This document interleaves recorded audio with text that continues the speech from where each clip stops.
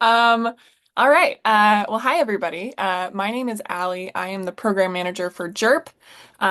Thank you so much for being here today. It is really lovely to see your faces. I also, just a small tidbit of feeling, I'm grateful you all have your cameras on. That's what I'm trying to say.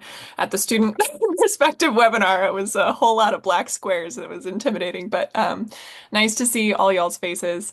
Um, yeah, I'm here today to kind of run some tech support.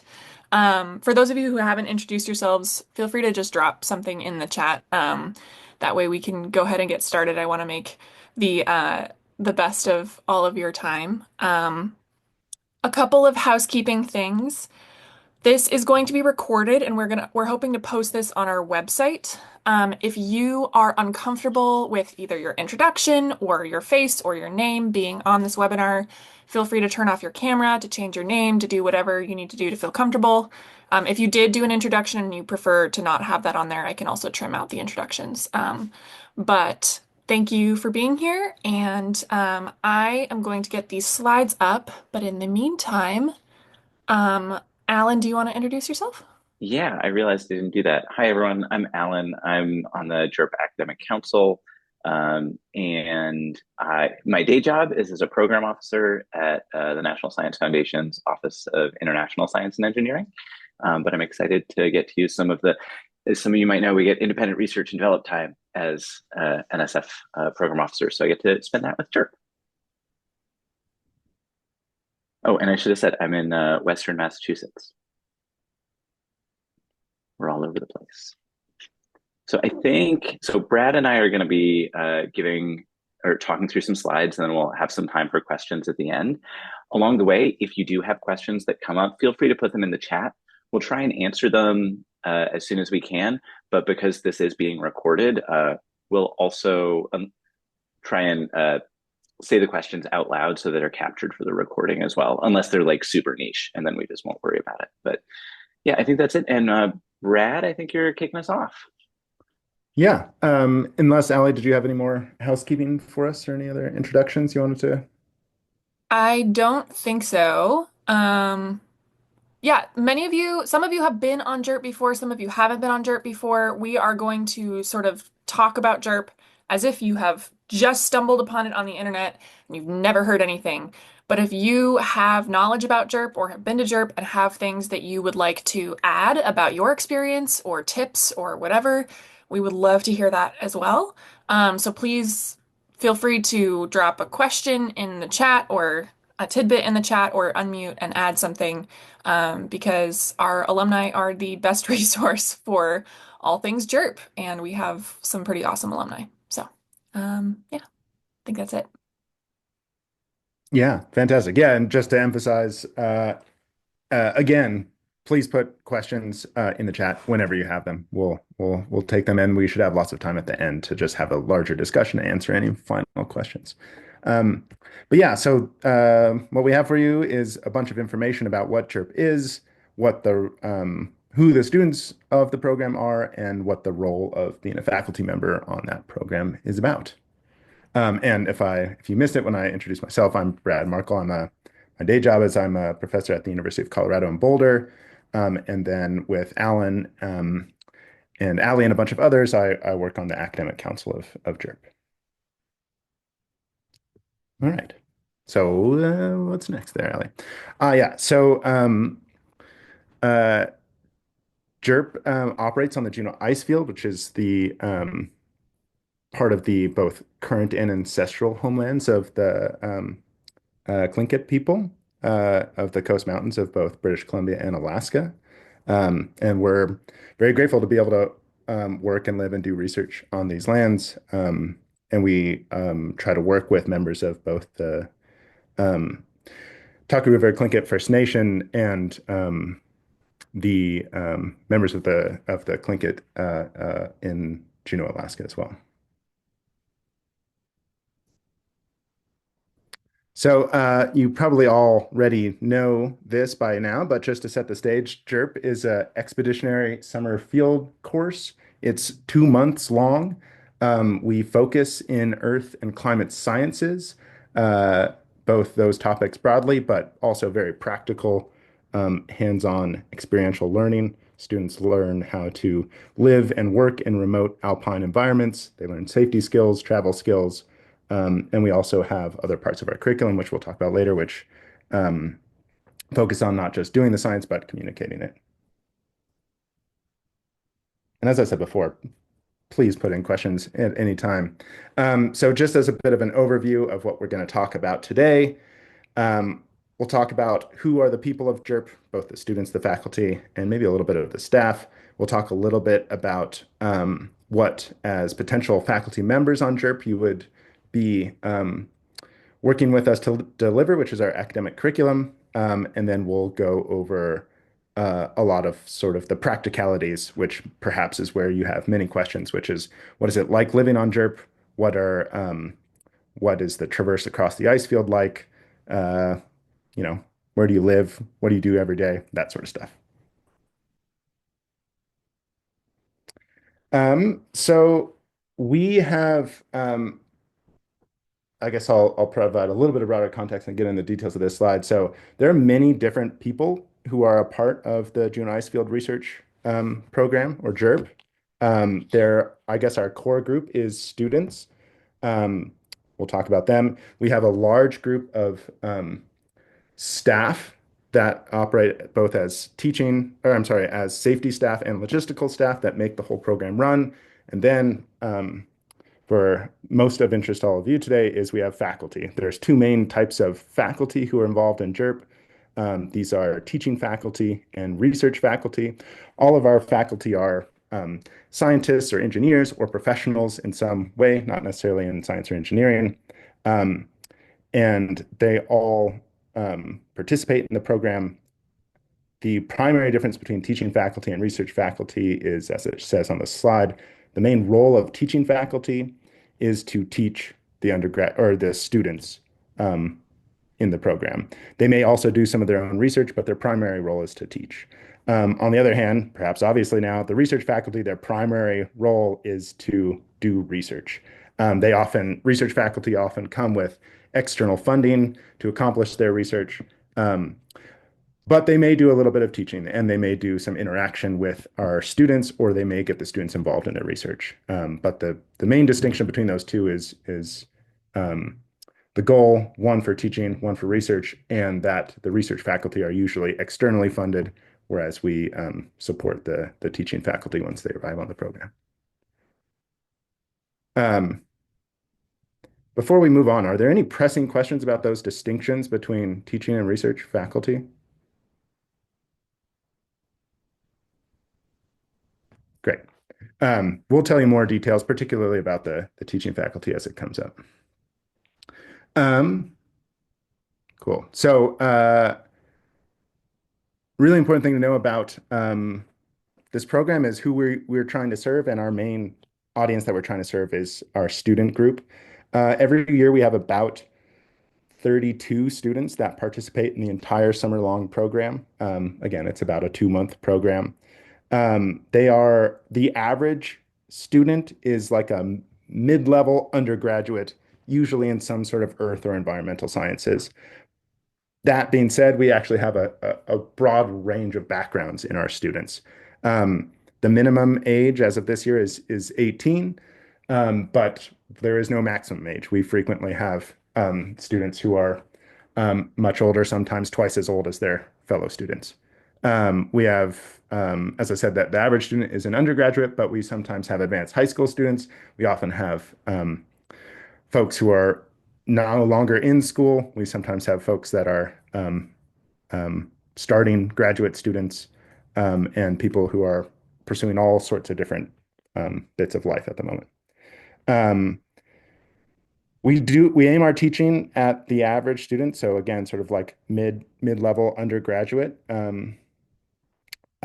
We are not restricted to students who are specifically wanting to study glaciology or earth sciences, though frequently our average student is in something like environmental or earth science. Our goal is to put together a pretty broad group of students and students with different backgrounds. And so just as not all of our students are necessarily pursuing degrees in earth science.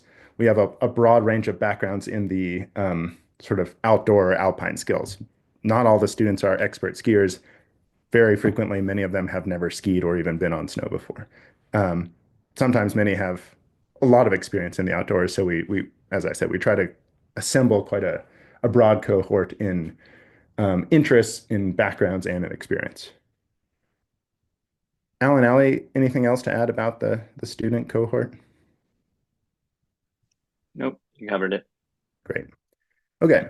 Um, Now, who is our faculty? And here we're thinking particularly about teaching faculty. The answer of who our research faculty is often who's ever wants to come and do research and has funding to do that. Who our teaching faculty is shown on this list.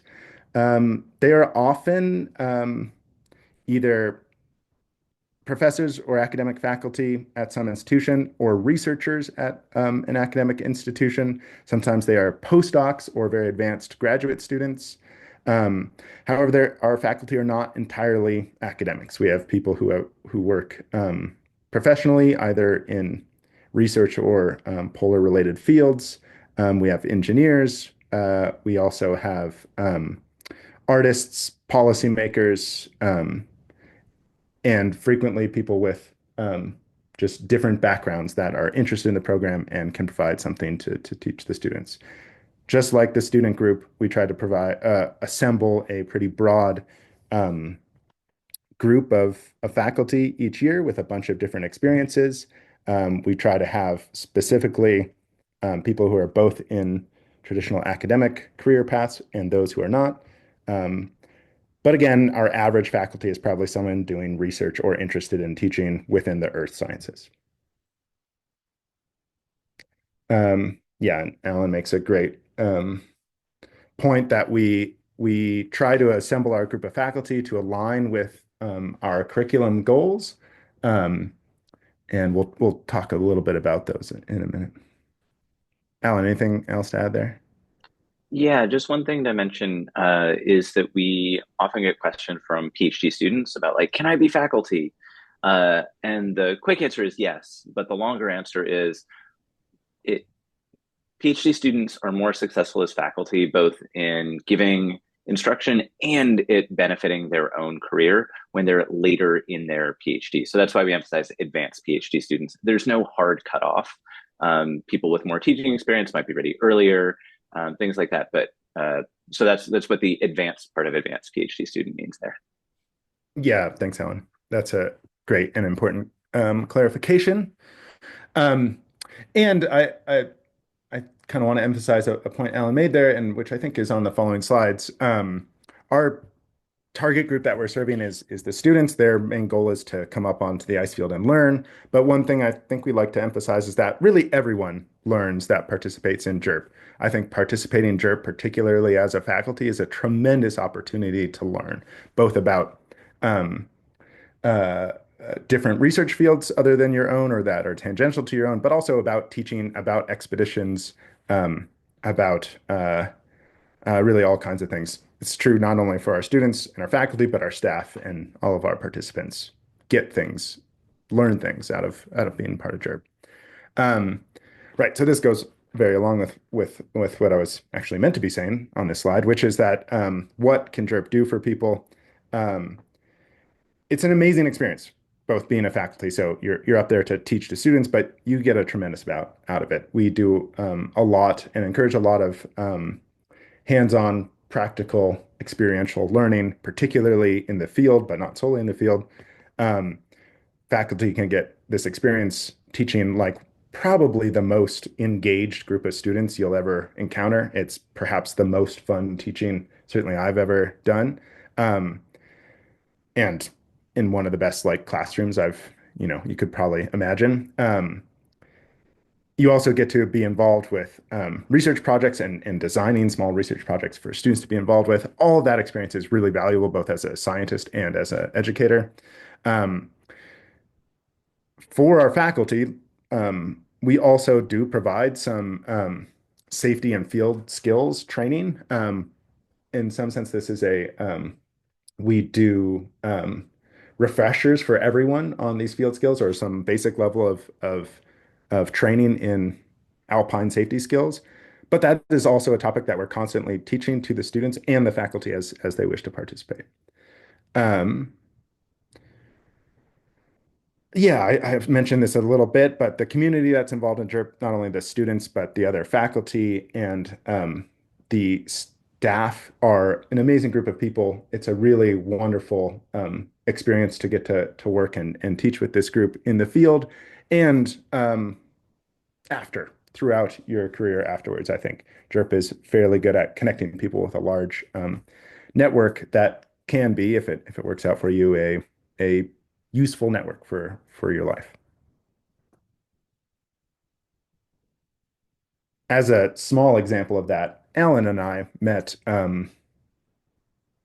17 years ago, something like that. A very long time ago. I can't do math. Alan, how long ago did we meet? Something like this. A very long Now time. I have to do math. We met in 2007. Yeah. Through JERP and have worked together for a long time since then. Um, I feel like I'm talking a lot. I'll pause and see if anyone has any major questions about who the faculty are and what they can get out of participating in JERP before we move on to discussing our curriculum a little bit.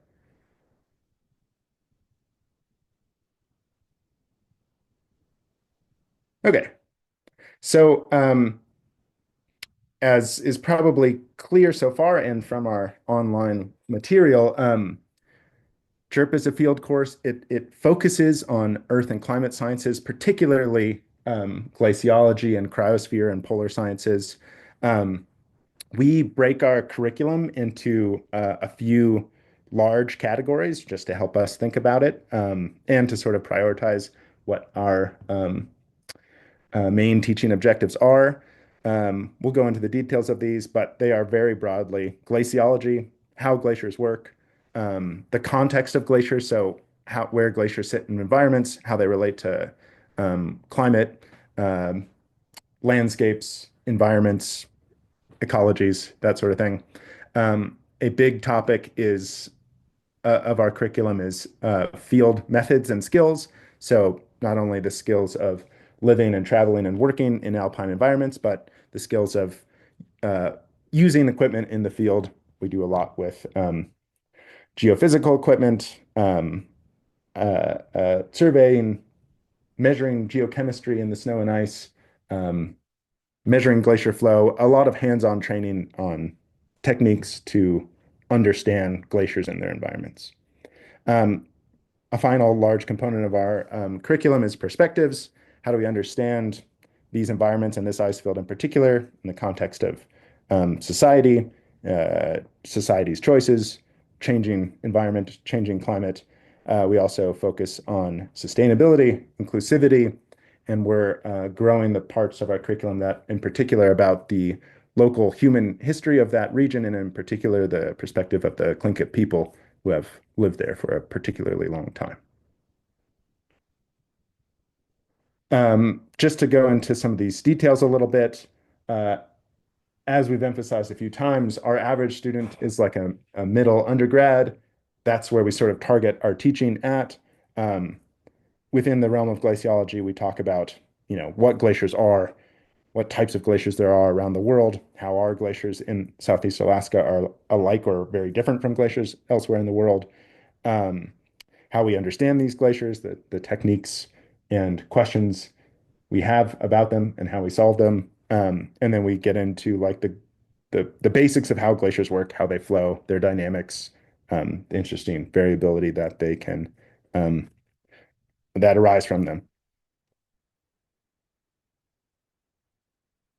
Very relatedly, we think about the context of the glaciers, both in the climate system and in the landscape and in their environment. So we talk and teach about the climate system more broadly, the differences between climate and weather, how climate and weather interact with glaciers, how that varies in different parts of the world. We talk about links between glacier activity and other large landform or landscape activity like tectonics and erosion, formation of landscapes, geomorphology associated with glaciers. Um, we uh, teach about life that lives around glaciers and in particular around our ice field, the sort of like history, succession, and dynamics of that life, how that interacts with um, the Juneau Icefield and other polar environments. We talk about large scale cycles within the Earth system, biogeochemical ones, energy ones, um, and how you can understand glaciers within the context of both those cycles and some very specific ones like the local hydrologic cycle connections to the atmosphere and the oceans around the ice field. Um, as is mentioned and is perhaps obvious, a big emphasis of the teaching that we do is on practical experiential learning, getting students out in the field um, or in camp collecting and analyzing data. Um, we plan, orchestrate, and execute a variety of different field works, mostly aimed at understanding glaciers and the environment around them on the ice field. As I mentioned before, we do geophysical surveys, physical surface surveys. We use geochemistry, um, radar, drones. We do all kinds of studying of the glacier and their environments, and we get students involved hands-on doing this themselves. We also have a large component that's about science communication, teaching students how to read scientific papers, talk to each other about scientific papers, present their own science research questions to each other and to the general public. Um, there's often both a presentation about some research the students have done on the ice field to each other, so towards a more scientific audience. And then we all have presentations to the general public at the end of the season, so communicating about science and their experiences to a broader non-scientific audience. The techniques involved in all those is something we try to cover throughout the season. That's good there. Um, and the fourth large component of our curriculum is what we call perspectives. We talk about how, well, in large part, how science is inextricably linked to being people and how our experiences inform both our science and our experience of the world, scientific and not. Um, we talk about the history of science and exploration, the context within the rest of society. In particular, we talk about the history of the Tlingit people in Southeast Alaska, talk about their stories, traditions, language, um, and relationship in particular to the environment and the glaciers of Southeast Alaska. And we starting to work on particularly and then also discuss more generally work between traditional Western science and indigenous knowledge systems.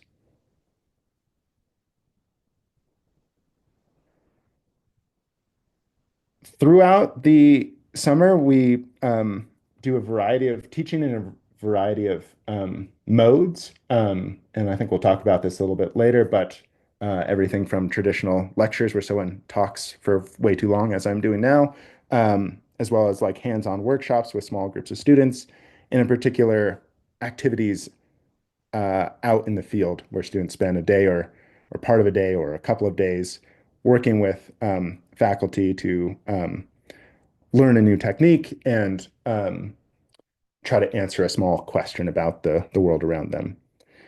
All of this training, in some ways, culminates in uh, small group student research projects.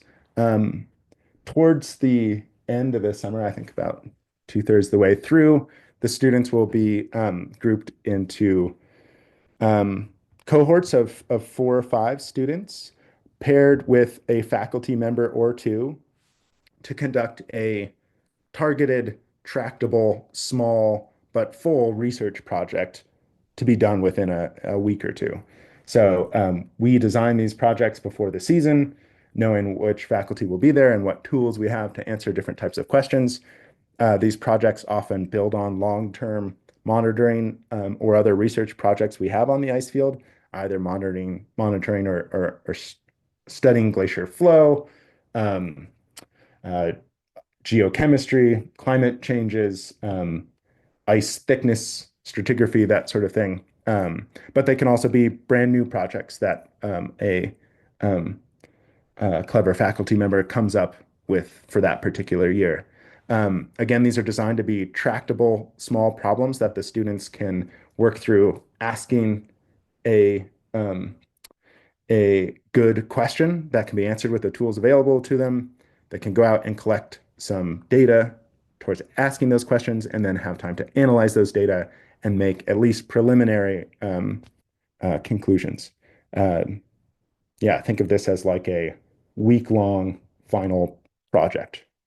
Um, Students then give presentations about this research to each other, again, sort of like targeting a scientific audience, and then they give talks to the general public at the end of the season, which can include the insights and experiences they gain from these projects.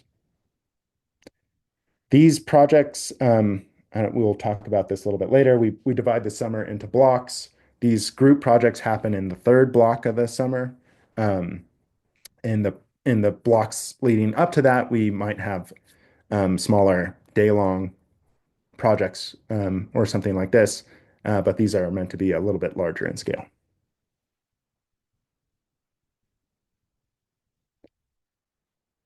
At the very start of the summer, we have, so this would be in the first block of the summer. A large part of the curriculum is on safety training and building the expeditionary techniques that the students will need to use to live and work and travel safely on the ice field throughout the summer.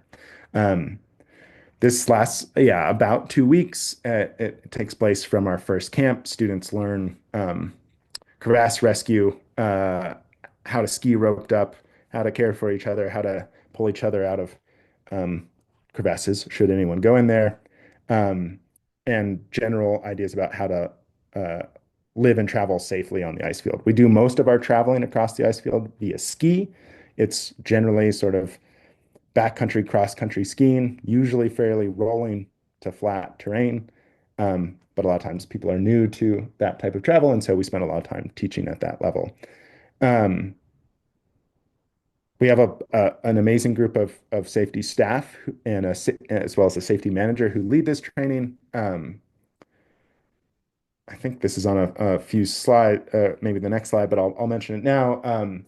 If gaining more experience in this particular type of thing is something that's interest up to you as a faculty member, participating in the first block can be a way to gain a little bit more of this dedicated safety training. We also do a couple of days of um, safety refreshing and training for faculty that arrive at all of the components or all blocks of the summer. Um, and people can participate in the more advanced training that happens sporadically throughout the summer after this first dedicated block.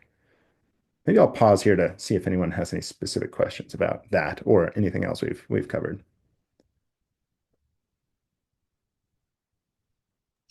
Hey, Brad, we just had this going on in the chat, a question about if you're interested in the first part of the summer, should you still put in full project information like you were describing in your application? We'll touch on this a little bit more later, but the short answer is no. If you're interested in block 1 or 2, there's still lots of field-based activities that we'll want you to touch on in the application, think like half day or full day, but not like full week-long type project.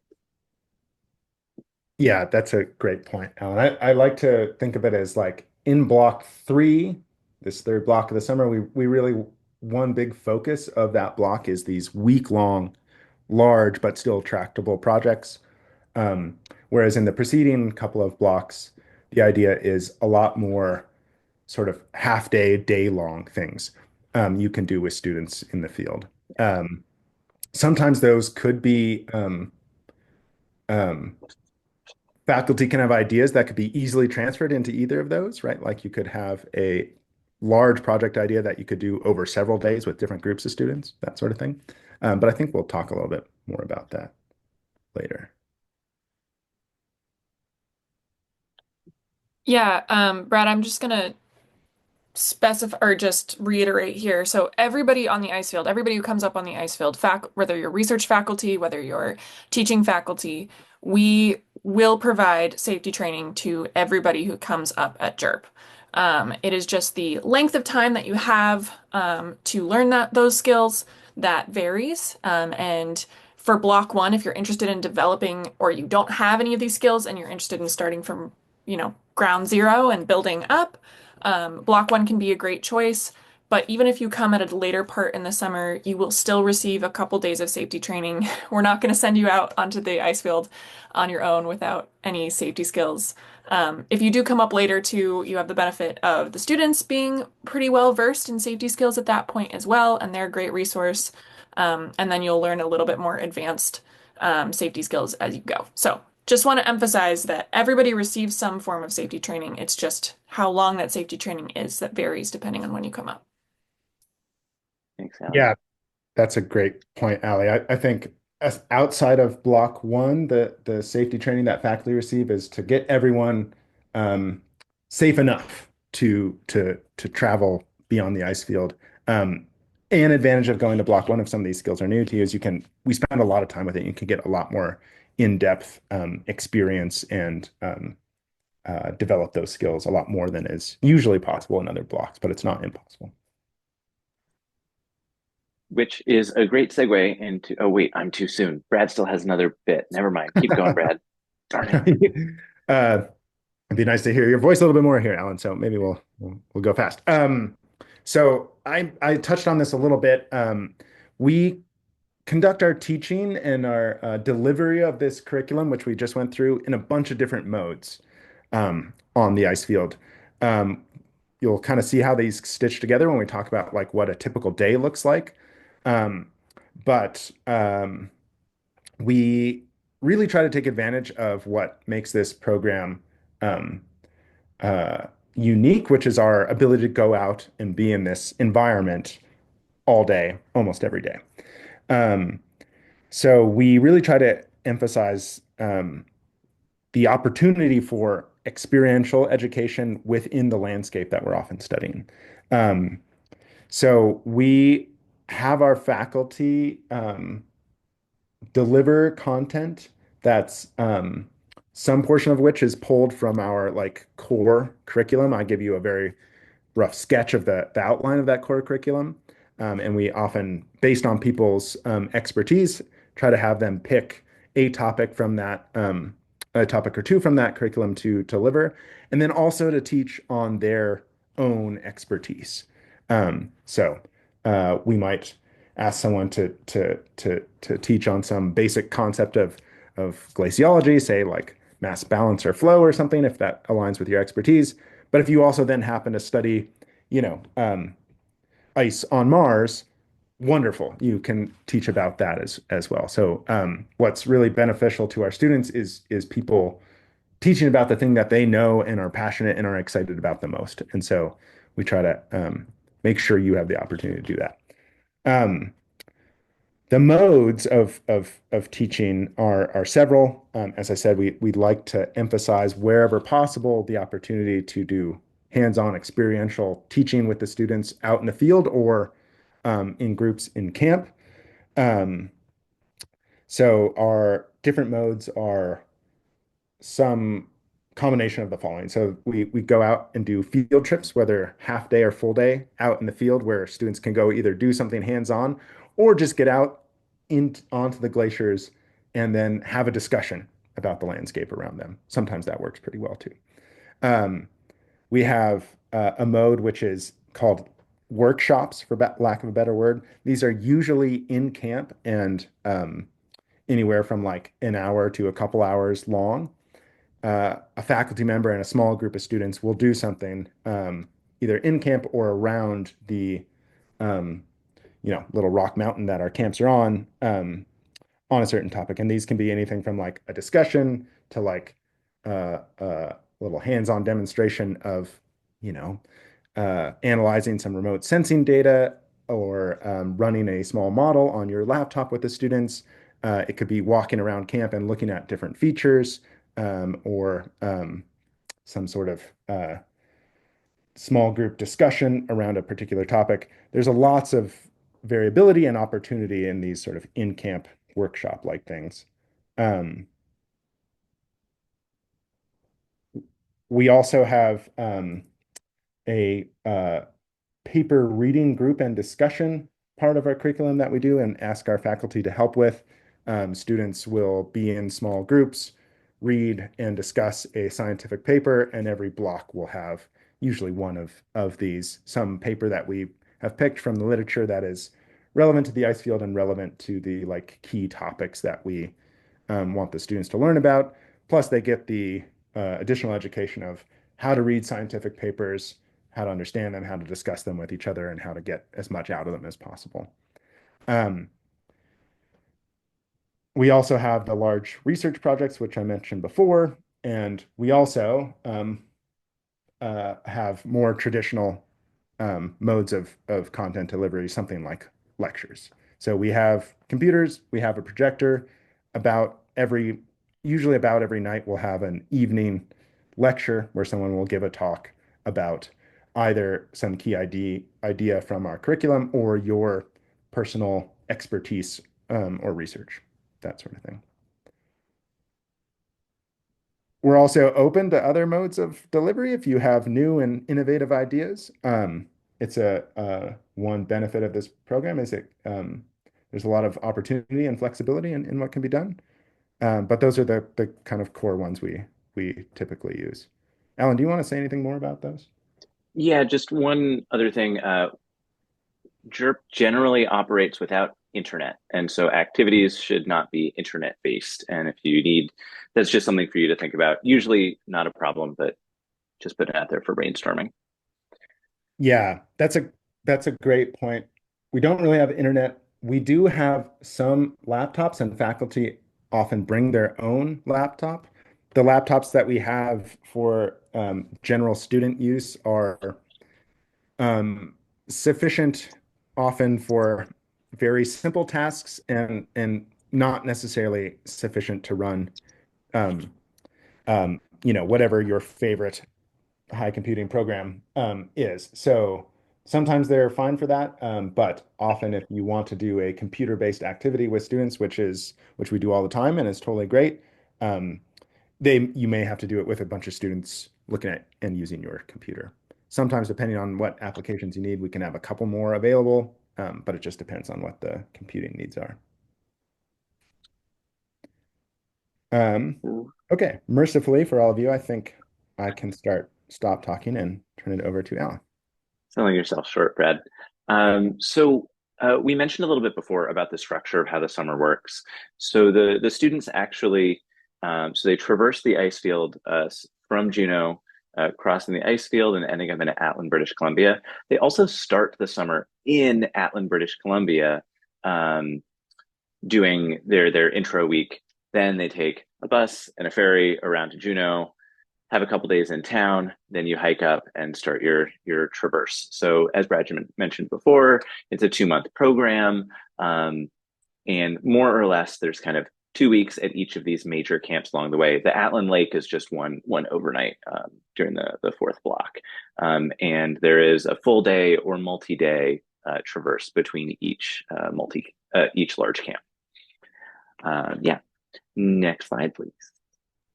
Oh, I Uh, will, Alan, what's I'll up, say Brad? very quick in case you're new to JERP. We have four main blocks of the summer. We have about four big camps on the ice field. They are not numbered in any way that makes sense for how we use them now. They were numbered as the camps were built since the 1940s. Um, you may hear someone refer to Camp 17 or Camp 10. That has nothing to do with the order in which we use them. Great point. Thank you for that reminder, Brad. So yeah, the way the blocks are divvied up between the summer. So student orientation happens in mid-June. Arrive in Whitehorse, either depart from Whitehorse or Juneau. Safety skills and basics, that's front country. Includes, when we say student orientation, that includes the couple days in Juneau. Block one, late June, arrive and depart from Juneau, safety skills and basics. That's on the Lemon Creek Glacier, above the Lemon Creek Glacier. So that's on the edge of the ice field. Block two tends to be early July. Again, each of these is about 2 weeks. arrive and depart from Juneau again, and that's when we get into more in-depth topics and field activities. That's in the central ice field. And so there's a question about like, is there different snow or are there different ice conditions over the course of the summer? The main difference is that since we've got two things going on, we're traversing the ice field and the snow lines are going up over the course of the summer. So, excuse me, in block one on the Lemon Creek, there's mostly snow. There's a little bit of glacier ice depending on how that snow year has gone. There's some glacier ice at the foot of the glacier. Once we're into block two, we're pretty much on mostly blue ice, sorry, mostly blue ice, mostly on snow in the high ice field in the center. Whether it's harder or softer or things like that just depends on the temperature of a given day. Maybe it'll snow in the summer. Maybe it'll be super hot and sunny. In block three, again, that's also arrive and depart from Juneau. That, as Brad mentioned before, largely focused on faculty-defined research projects. And block four, you arrive in Juneau, but then depart from Whitehorse. You're going off the north side of the ice field. That's where you start in the snowy areas in the accumulation zone, and you traverse down through the ablation zone. So there's more ice glacier travel there. Most of the rest of the summer, we tend to be mostly on skis or hiking on the ridges and mountains of the ice field. We'll emphasize here that blocks three and especially block four are for more experienced faculty members, and for block four, experienced JERPers in particular. So that's two reasons. One, block three, you have the more complex projects and things like that. So usually it's returners who tend to have a better idea of what works on the ice field, but not exclusively. For block four, as you might imagine, you have this group of 32 or so students. They get really, really tight knit. We're bringing in these rotating groups of faculty at the end of the summer, and figuring out like what is the culture of this summer, and integrating that last bit can be a real challenge for faculty and also for the students. And so for that reason, we tend to keep it for people who have done that part of the traverse before as well. And I'll Hey, say Alan. we're going, yeah, I was just going to say real quick, this is the overview. For all of these things that we're talking about, there is some more detail on the website as well. Please, Allie, sorry, go ahead. Yeah, all good. One thing I wanted to add, we talked about block one maybe being more appropriate for people who are interested in getting a longer safety training. We talked about that a little bit earlier. One thing we didn't mention is that that comes at the cost of some teaching time. The first block of the summer is spent making sure the students are comfortable navigating the rest of the ice field, the rest of the summer. And so a lot of their mental and physical energy is going to learning those safety skills. So if you are interested in attending block one and being part of that safety training, you will not have as much time to teach as you would on blocks three or two and three. So I just want to emphasize that for folks who are considering, that is kind of a gamble that you have to make when you decide where to apply. Yep, and it's all a balance as well. So in block one, we tend to have the academic time.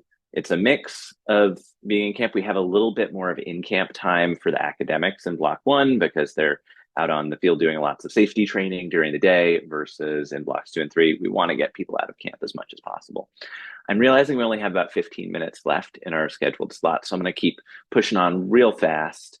So life on the ice field, housing, large camps, as Brad described, the numbering makes no sense now, but they can sleep about 40 to 60 people in a bunch of different buildings. There are generators, there's propane cooking facilities.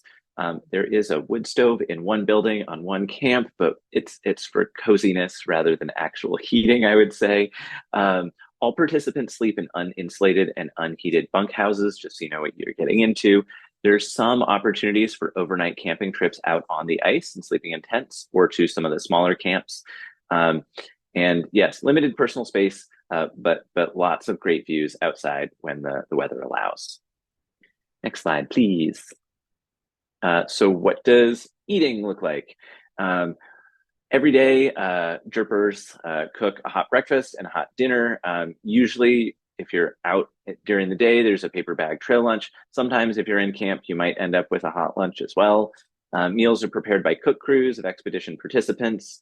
So everyone takes turn cooking. Faculty are welcomed to jump in as well, but necessarily required to. Students also love it when faculty help wash dishes as well. So some fresh food comes up on weekly or so helicopters, lots of canned food, dried food, things like that.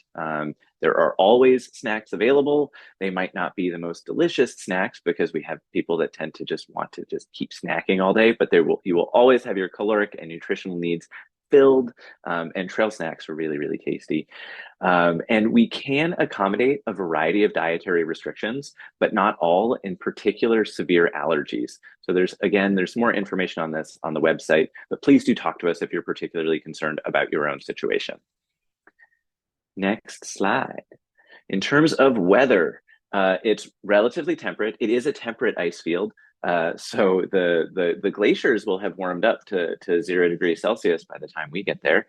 The temperatures tend to range at night from 20 degrees Fahrenheit up to 80 during some days, but usually it's in the 40s and 50s Fahrenheit.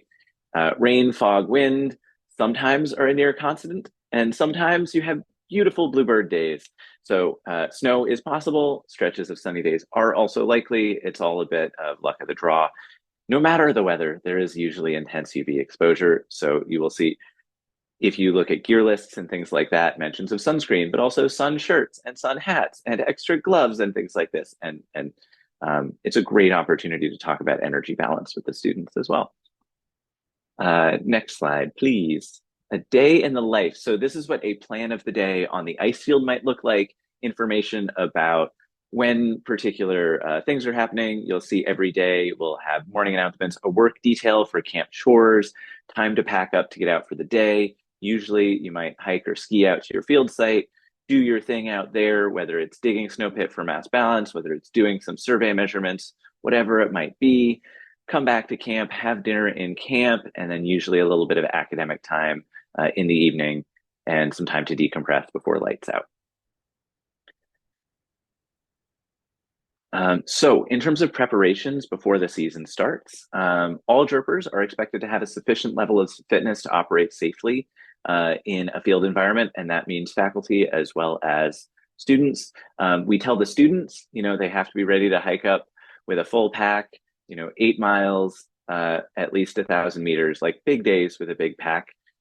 So that's what the students are doing, and students are often in better shape than many faculty due to their preseason training, and they'll be getting fitter over the course of the summer as they're skiing every day as well. So just putting it out there that we can work with a variety of faculty fitness levels, but that's what the student expectations are, and we need to be able to operate safely. A normal day for faculty would be skiing a couple miles with like a day pack. But there are some longer traverse days for some faculty as well. In terms of gear, there's a very comprehensive gear list on our webpage. You can also rent or borrow some gear from JERP. Students have preference on rental gear, so it's sometimes unreliable what JERP has to offer, except for things like, and Allie, correct me if I'm wrong here, things like helmets and stuff like that we tend to have a couple more of around. Some of the smaller, no, not those. We don't do those anymore. I am giving old information. Never mind, talk to us about gear specifics. It's all on the gear list. We often have faculty sometimes handing off gear from one to another, like handing off skis or handing off ice axes, things like that. So we can do a little bit of matchmaking there. Once you know that you're coming up for the summer, we encourage people to start early with looking for gear. And next slide. So who pays for what? Very important question. Teaching faculty. As teaching faculty, you would cover travel and or shipping of gear to and from Juneau or Whitehorse. You bring at least some of your scientific gear, and you bring your own personal gear. JERP would cover helicopter transportation to and from the ice field. Basically, you're covered once you arrive in your gateway town of Juneau or Atlin, food, lodging, and transportation. Obviously food, or maybe not obviously, food and lodging on the ice field is fully covered by the program, and there is some basic scientific gear available as well. Next slide. So what does a faculty application look like? So again, this is all on the website, but the faculty application includes some information about your background and expertise, what student research support you can contribute. And so like we said before, that might be the half day or full day activities. It might be the full project, depending what you're interested in. what teaching activities you can contribute, again, through a variety of different modalities. And again, looking there at how do you align with the curriculum and what unique perspectives and experiences do you bring, some information about your backcountry and outdoor experience, your availability, some recommendations, and anything else you think that we should know. So JERP selects faculty based on feasibility of your teaching and research plans, integration with the curriculum, ability to teach in a variety of formats, emphasis of place-based learning, scheduling availability, and balancing the experience and expertise of a JERP faculty cohort. So there's no one thing that any JERP faculty member looks like, but those are the things that go into the academic council's decisions. Applications are open for faculty. They close on on January 12th is when we start reviewing applications for priority consideration. Rolling admissions are open until all slots are filled, but we'll send out the first round of application decisions in hopefully in early February. In terms of putting together an application, oh yeah, next slide, please, Allie. We would recommend that you be authentic. Why are you coming to JERP? What makes you a good fit for JERP and what makes JERP a good fit for you? Help us see that in your application. Do be specific about what you're hoping to contribute in particular. If you are applying for Block 3, detail your student research project. If you are bringing up some of your own scientific equipment or something like that, please indicate that as well. That's helpful to understand the feasibility aspects of what you want to do. If you need gear, you can also ask about it in your application. But we want to hear what you're excited about so that we can come up with the best mishmash of, as I say, beautiful nerds on the ice field as we can. I'll finish off by saying, next slide, there's a bunch of resources available both on the JERP webpage. Once we're into the kind of pre-season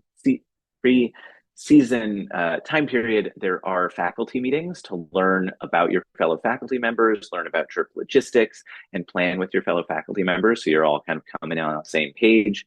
We have a series of office hours as well to help answer your questions. If you do have questions after this about being faculty on JERP, please do email the JERP office or reach out to us members of the Academic Council directly. And I think we are there. So we have a few minutes available for questions. Nice, Alan. Oh, and there's been a lot going on in the chat. Is there anything in the chat that we might need to repeat? So yes, there's links to the information for the curriculum on the webpage as oh. Huh. If there's not, we will make sure it's added there. But the lodging on the ice field covered. So that means that you've got buildings to sleep in most nights. If you're out on the glacier, then the tents would be provided, but you're providing your own sleeping bag, you're providing your own sleeping pad, and we do have foam sleeping pads in camps as well, so it's a little cushier as well. And I see that Brad is responding to these in the chat, but I'm just saying them out loud for the recording as well. Yeah, and just to mention, if you're interested in while working on your application, a little bit more details about like the curriculum and the types of things we like to teach, that link I posted in there has it's under the student tab, which maybe make it hard to find for you all as potential faculty, but in there's a bunch of details about past years syllabi and course content, and then we have like vastly more in-depth information that we share with our faculty group once we've built the cohort. But hopefully the stuff that's available online is enough for you to build your application. But as Alan said, if you have any questions, just reach out and we can try to provide more information for you. And one thing we didn't say, how many faculty are there on JERP? So in any given block, there's between 3 and a dozen faculty members, again, depending on how much academic content there is to deliver and the size of the camps and things like that. So that just gives you an idea. There's not just one thing going on any given day. So it is a broad cohort. And part of the fun is also all of the kind of downtime and informal time where students get to interact with you as well. Yeah, and actually just to emphasize that last point, because I think it's an important one, we mentioned all the different modes of teaching that faculty do on the ice field, the one we didn't mention, which is perhaps the most impactful one, is that you'll be living and working with these students all day, every day, and the informal discussion, chatting as you're skiing or sitting in camp um, it's good to think of that as a form of teaching, and I think it's perhaps one of the most valuable ones we do is just lots of informal discussions with the students.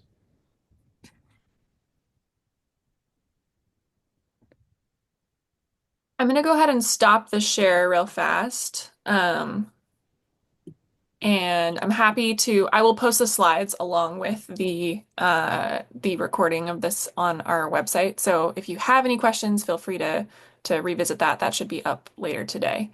Um, we're coming up on the hour, so we totally understand if you need to head off to something else. But I think the three of us can hang out for a little bit and answer any questions that come up, if you all want to stay. But thank you so much for attending and thank you for being engaging. Um, we appreciate you all so much and look forward to reading your applications.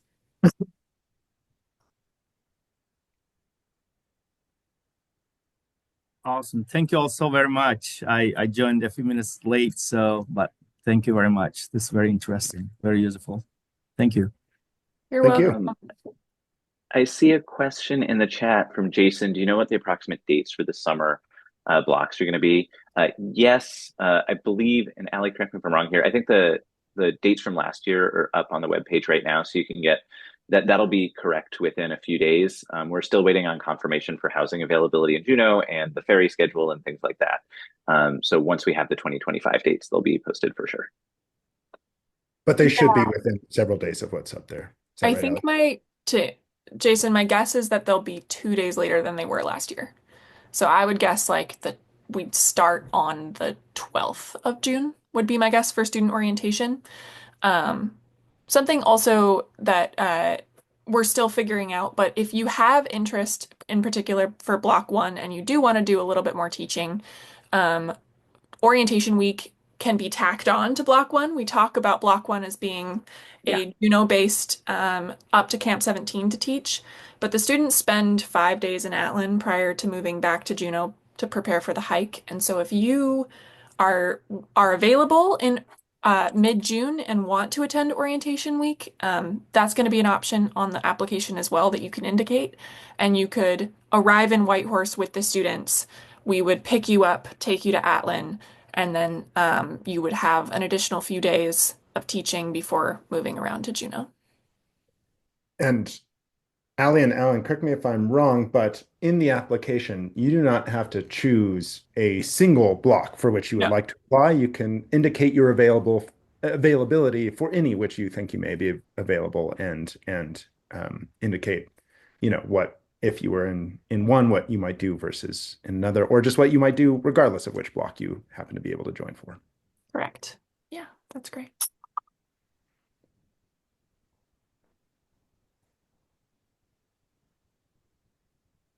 I actually have a question, if I may. Please. So in the teaching faculty application, there's a place to put two references, right? Um, and so this is my first contact with the JRP program, and I don't know anybody, right, at this point, any faculty, any graduates of the program. Is that going to mean anything if I just put any two references that are not necessarily that weren't involved in JRP, or? Yes, you can put any references in there. They don't have to be associated with us at all. Okay. All right. Thank you. Mhm.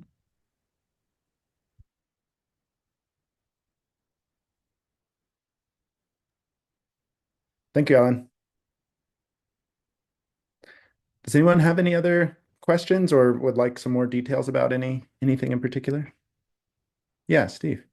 Um, yeah, I already sent in my application about a week ago, but Great. now after this information, I might may have some additional things, particularly on how I would fit into your existing curriculum. So should I just email to the three of you or what? Wouldn't be much, but yeah. I'll let Allie ask what is the best technical way. You for sure can amend what you sent in, and I'll let Allie address what might be the best one. But yeah, I think anything is possible.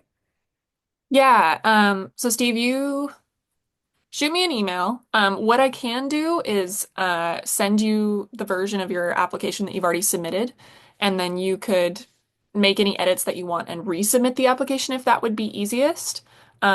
If you want a copy of what you already submitted and don't have that saved somewhere else, or Yeah. you can just shoot us an email and we'll add that information onto your application. Okay, so I'll just email you and decide one way or another. Yeah, And that sounds great. maybe I don't have anything to edit, but who Sounds knows? good. Okay, thanks. This is Yeah. all very helpful. Yeah, thanks for coming. Anyone else have other questions? Andy? Thanks, Ellie and Brett. Was nice to see you. And no questions. I'm preparing also to apply this for next summer maybe, Great. or maybe the list afterwards. So I still have time. Thank you. Sure. Looking Stephanie? forward to Yeah, look forward to Hi, seeing your yeah.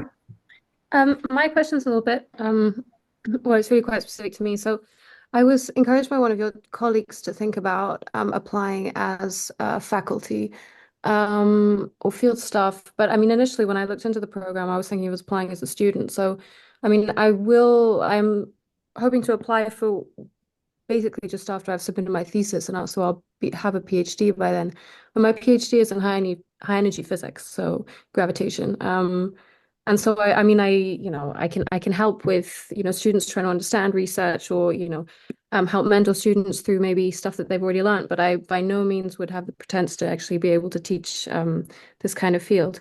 On the other hand, I have an awful lot of alpine skiing experience. I'm an alpine ski instructor, backcountry guide, and so I'm just kind of, I guess my question is like, I would really love to get as much experience as I can through this program to really be able to bring like my alpine experience and my research together and to be able to move into this kind of subject.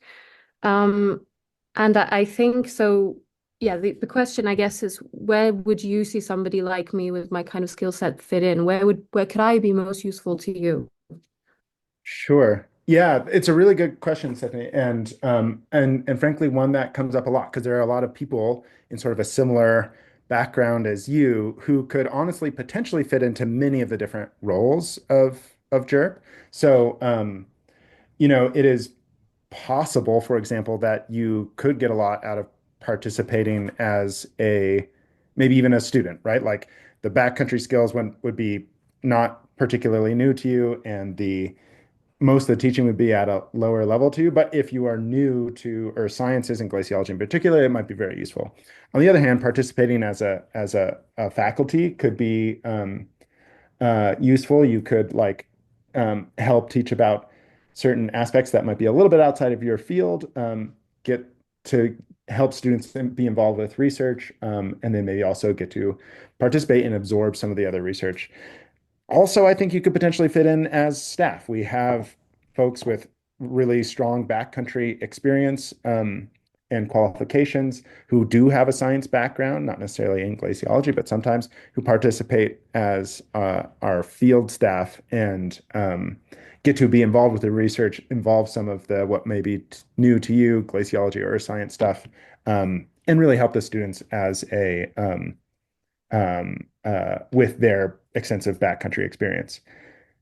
Without, chatting for an hour and seeing your whole application, I don't know which of those is like Yeah. necessarily the best fit for you. It may be based on what you've said that the staff role could be a good one, but honestly, any of those three I think are at least possible. And maybe Ali has some more insight. I'll mention one last thing here, which is in that people in your position with a background that could maybe lead them to multiple places. Um, Sometimes I suggest to people that they may think about applying for multiple of these roles. And then once we have all the information, we can sort of see where you might best fit. Um, uh, I'll mention that like uh, we don't all of these roles are fairly competitive in that we have lots of applications for faculty, lots of applications for students, and lots of applications for staff.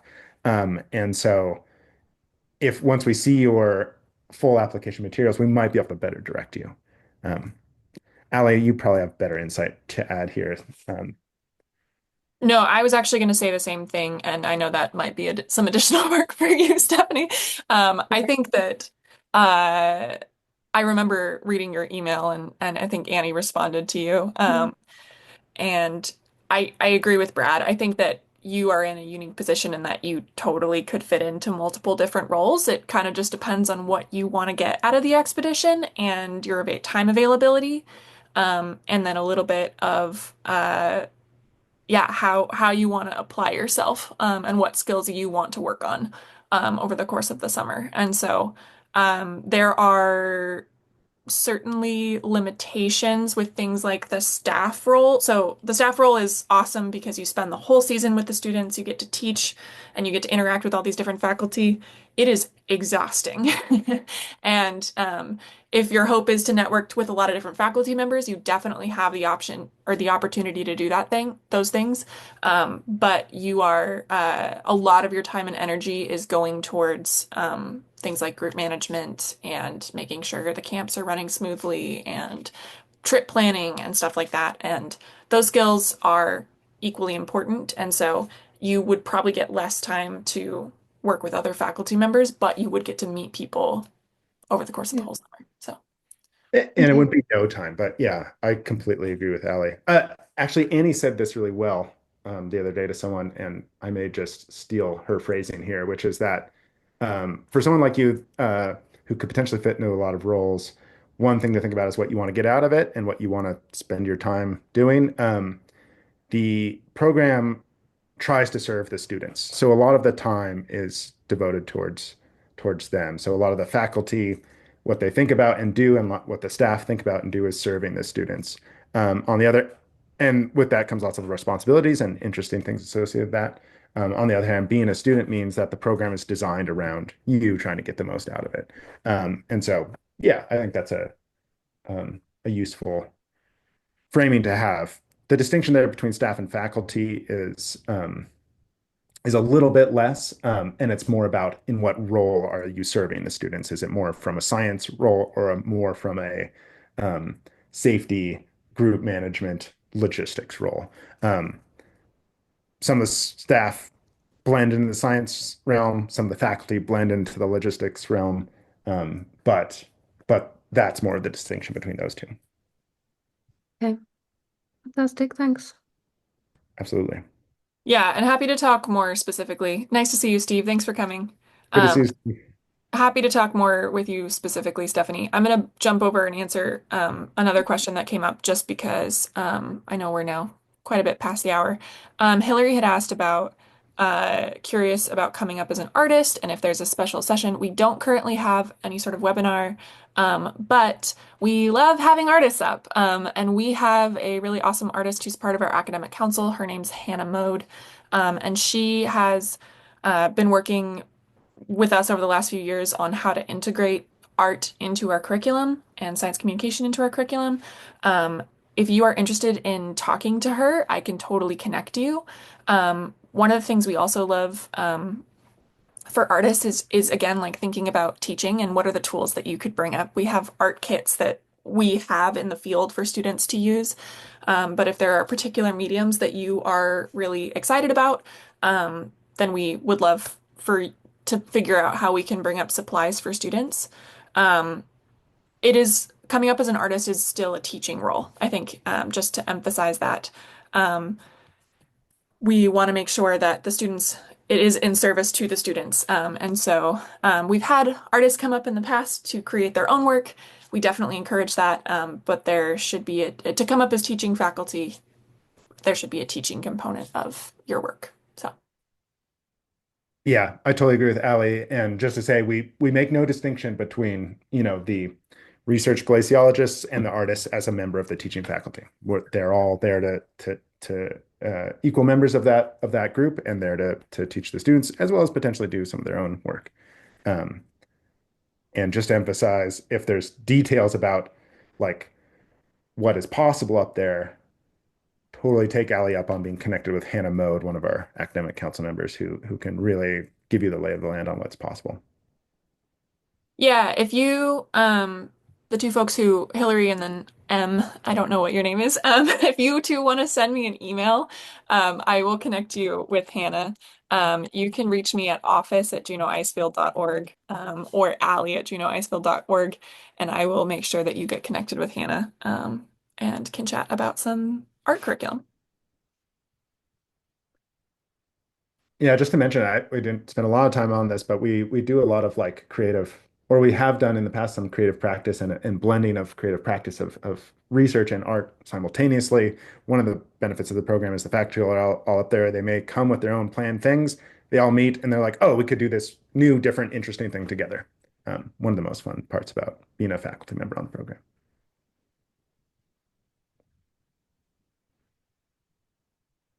Any other questions?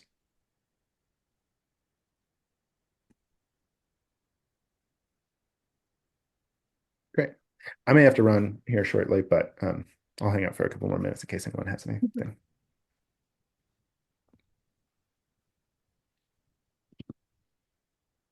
All right. Well, I'm going to stop the recording.